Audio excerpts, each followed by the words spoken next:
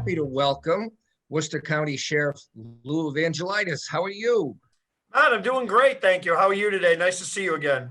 Good to see you more or less in this new world of Zoom and television intersecting.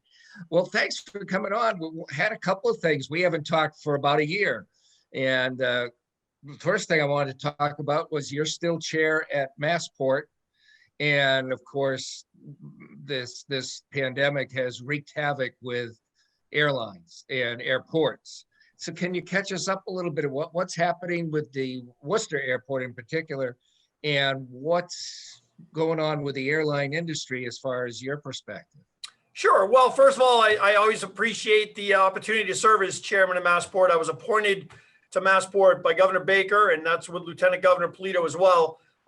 Back when I was their first appointment to Massport in 2015. And in the 3 or 4 years after that, I was then elevated to be chairman of Massport, where I still am today. I've been for the last 3 years. So, and Governor Baker reappointed me. So looks like I'll be here for a while. So it's been a great experience. And one thing I was able to see in my time on the board was the explosion of air travel in this country, and notably in Boston, and then filtering out to Worcester.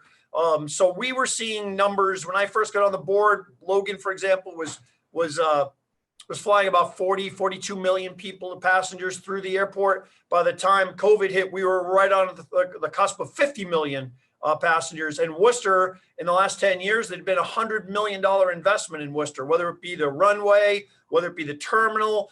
There were a lot of airlines brought to fly in and out of Worcester. We had JetBlue flying to Florida and New York City. We had Delta flying to Detroit, which opened up a gateway to the west. And we had American flying into Philadelphia, which allowed for international travel and domestic travel. So the airline industry was strong and growing, and we had great hopes, not only for the industry as a whole, but for Worcester particularly. And obviously, COVID has changed the world dramatically, but I don't think there are many places that have changed more dramatically than the airline industry. We first had an idea, Matt, that we were going to see 1 year. We had a best case scenario and a worst case scenario, and we were hoping to be nowhere other than in the middle. And we have trended in the last year now. We've seen it trend not only below a 1 year recovery or a 3 year recovery. We're thinking, look at a 5 year recovery. So this is a worst case scenario for the airline industry. I think the people listening to the show would understand when we talk about most of our lives. I think we're hoping we'll be back to some sense of normalcy, maybe in the spring, if not the spring, the summer, or the fall. And if not, then 2022. But the airline industry, unfortunately, I'll just run through a couple of issues. But the reality is, I had our last meeting in January. I had the CEO of the company, make sure they address the board and explain this is potentially a 5 year recovery period based on these factors. International travel is a huge part of travel right now. And think about this for a minute. We don't know when the vaccine rollout is going to happen in Spain or Greece or India or China, or South America. So there's so many balls up in the air now about the vaccine, never mind the regulations of who's going to be allowed into what country. So planning travel right now is virtually impossible, especially internationally. So there's a big problem. You got a world economy impacted here, not a local economy, a world economy, including the US economy. So we don't know how long the bounce back is going to be in an economy where people are feeling better about traveling. Their finances are in a good position. And I think the biggest impact is the business traveler, and Matt, and this is the one thing we talked about briefly before we started, but there are studies that say that business travel, Wall Street Journal had an article last month, between 17 and 39% of business travel may never return. Now, I think the average flyer might not wonder about that so much, but the reality is the business traveler pays the freight. They fill the planes, they pay the highest rates, and they essentially allow the rest of us to fly with them for a reduced rate, and also get direct flights all over the country. And if these flights don't ever come back, and I mean these passengers, you're going to see a major restructuring of the industry, because that means we will be flying fewer planes, we'll be flying fewer direct flights because we have to fill the flights, and they're probably going to be higher costs. So there's a lot of issues going on here that are going to impact us for a long time. And I think we're still trying to deal with that. But the reality is that impacts Worcester, of course. So I was on a call last week with the congressman, the lieutenant governor, the president of JetBlue, and Massport. And we were just reiterating the commitment we have made to JetBlue to Worcester. And I'm proud to say and happy to report that JetBlue said they are fully anticipating returning the flights to Worcester. Oh, good. Yep, they don't know exactly when, but they did not even hesitate to say we're coming back. They said we like the market. We're going to return. We hope to come back as soon as possible. We did press them on a date. I'd like to think it could be as soon as this summer. But they do want to get those flights, especially to Florida, back, and New York as well. So good news is on the horizon, but right now the industry, as you can imagine, has a long road ahead of it. And Worcester is unfortunately just one of the factors. It's certainly not a reflection on Worcester's viability. It's more a reflection on the industry as a whole. Oh, sure. You mentioned restructuring the industry. Could we go back to re-regulating? When I grew up with, you're too young to remember this, but everything, there wasn't the kind of competition and free market in the airline industry when I was younger that there is now. Everything, all the prices were set, they were board, Right. Everything was regulated like utilities used to be. Right. And I mean, do you see that as a possibility because you're right, if the numbers for business travel are that big a part of the industry, and that a lot of that people are getting used to working remotely, and having meetings remotely. So maybe there isn't the traffic again that they're used to be by airlines, at least. Is that a possibility?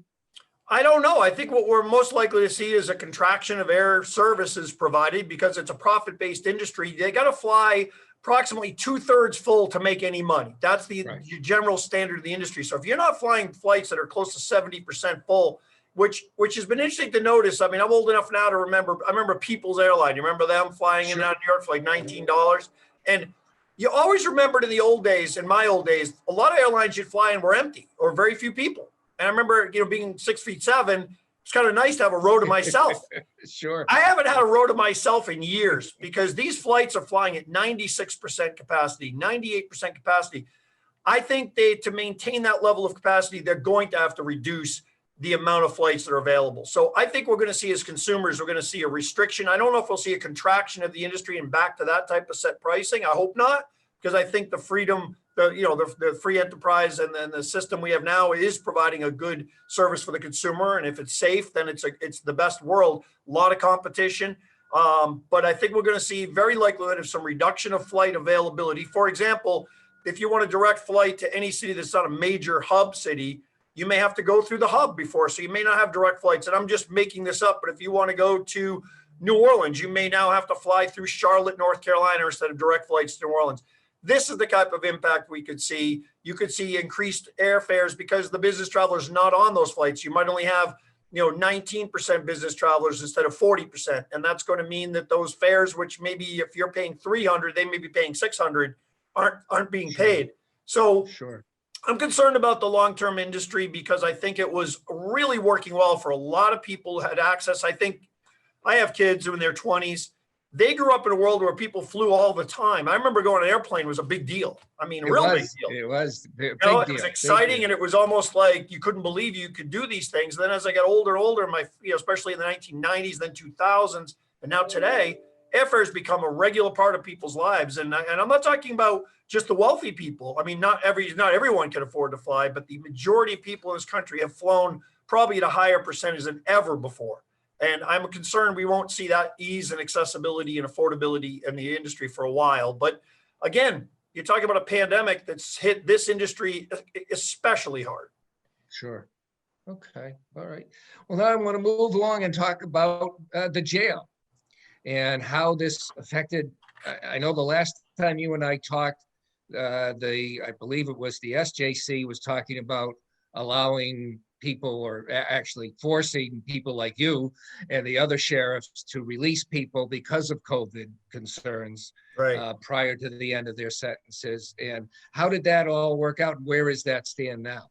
Well, I'd like to just give the overall picture of it, Matt, and that is that I'm very proud of the work Worcester County has done when it came to COVID and running the House of Correction, running our correctional, centers in the community, and also the Reserve Deputy Sheriff Association. We have a role and a responsibility in this community, both inside the jail and outside.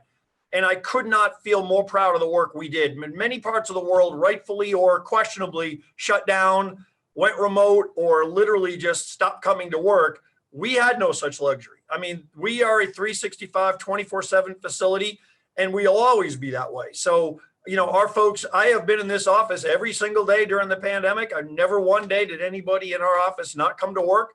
But we've had to change our ways. And I'm really proud of the work that not only our staff did, but the inmates joining us to make sure our facility was clean, was safe. We've scrubbed it from top to bottom every day, 3 times a day. We'd gotten ahead of the curve when it came to cleaning supplies, ahead of the curve when it came to protection equipment like masks and gloves and things like that. So we were ready. And because of that, we had a very, very low rate of infection here at the jail. And as a matter of fact, for months, we had 0 rates of infection. And during this, there was a movement I consider them activists, because they've always wanted people released from prison. And, I don't agree with that. And frankly, if you look at Massachusetts, we are one of the lowest incarcerating rate states in the country. And if people feel that criminal justice reform needs to take place, they should look at Massachusetts, because we don't over incarcerate. I can tell you, Matt, in the years I've been sheriff, which is 10 years now, you don't get into prison easily. You don't get in your first time unless it's a serious offense. So this idea that we over incarcerate, we have to release all these people, to me was nonsense. And the movement we opposed, sheriffs unanimously opposed them. The DAs almost, except for 1 or 2 exceptions, were opposed to these mass releases of inmates. And we went to the SJC, and frankly, we have to go to the Supreme Judicial Court. It seems like every week there's a petition to make more releases. Well, I can only tell you that the SJC is given a modified order, and that was basically allowing the local judges on a case-by-case basis to hear an individual's plea to be released. And frankly, most have been denied, which I'm proud to say. And the few that have, look, we don't oppose someone who's 65 years old, pre-existing conditions, perhaps diabetic, asthmatic, a low non-violent offender. Of course, we're not going to try to have that person stay inside the whole time if there's a safe way to release them. But that's a rare case. But we have pretty much stood against the release of most of our inmates. Ironically, and we talked to the governor about this, and he agreed, people in many ways are safer incarcerated than they are in the street. Incarcerated, we quarantine everybody when they come to our facility. We test them immediately. We have medical care.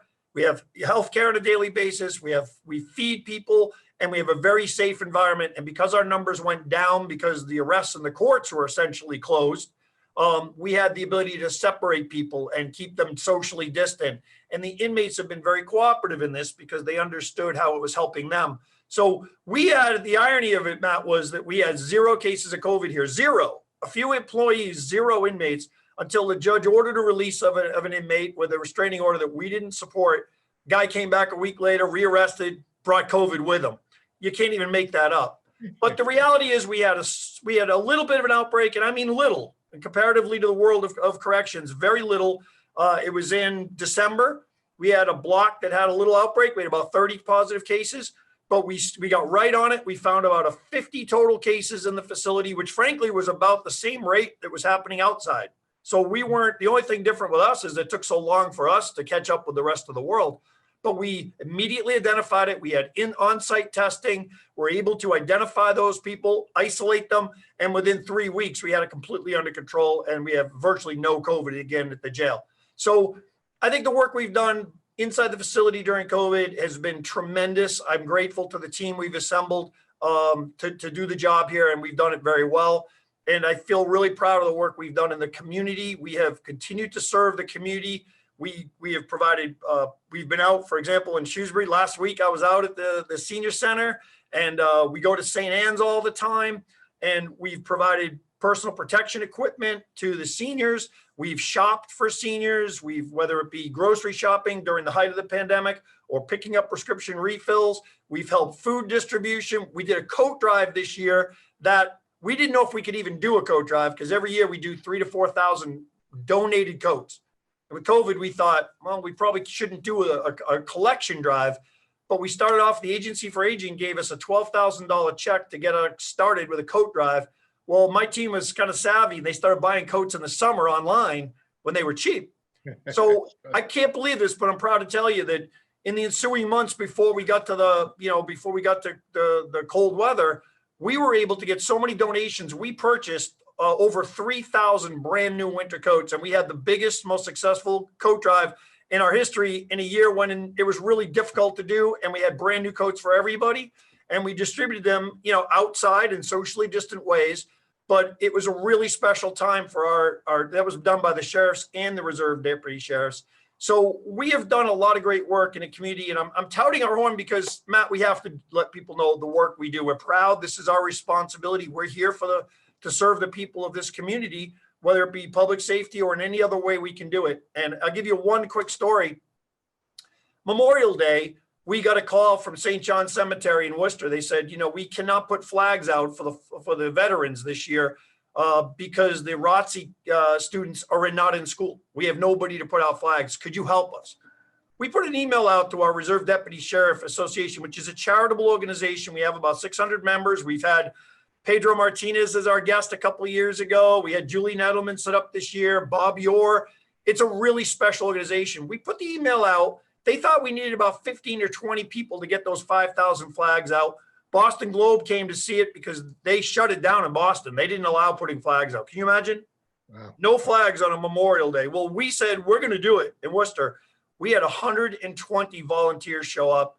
We got those flags put out in a matter of a couple hours. Now, that's the type of response I've felt as sheriff, to be blessed with people around me, whether it be this department or reserve deputies. People know there's a need in the community. They responded. They wanted to help. And I think I've seen a lot of that during this really difficult time, and just hopeful, we'll be done with this as soon as possible. But I just want to let you know how proud I am to be sheriff in Worcester County during this pandemic, because I feel like we stepped up. Well, certainly did that. And we've only got a minute or so left, but I wanted to ask you about your garden, because you do a lot with your community garden. And I know that one organization I'm involved in, St. Paul's Elder Outreach, has received vegetables and that kind of thing from you.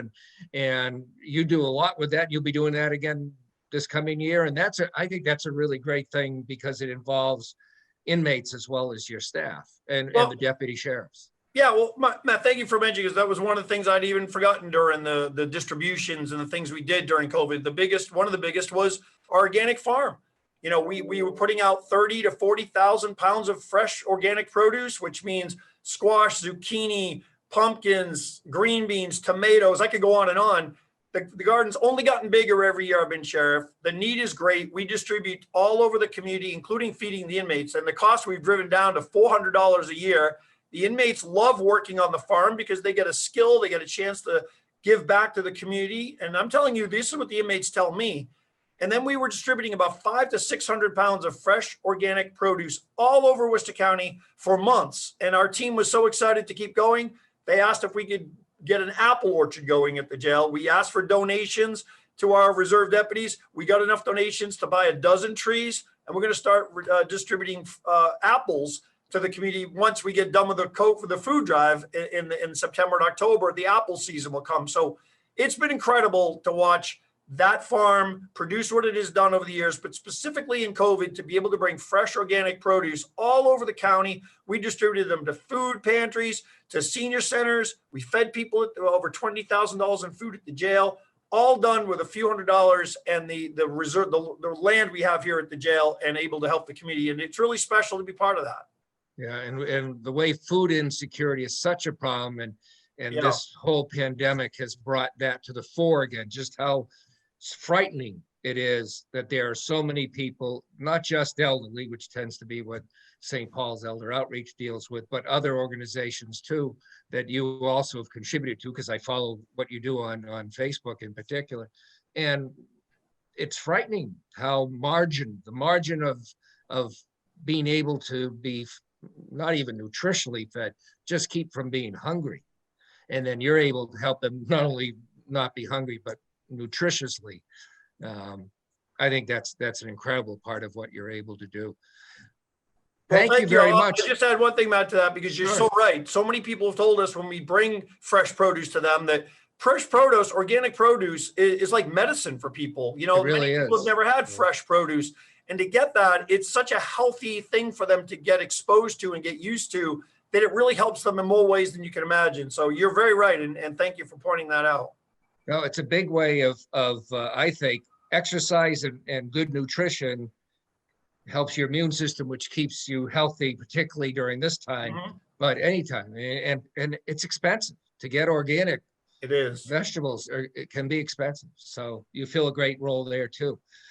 Thank you very much. We could keep going because you and I know you do so many other things. We didn't even get to really the Deputy Sheriff's Association, but we'll come back and do that another time and talk more about what they do. And appreciate you taking the time to chat today.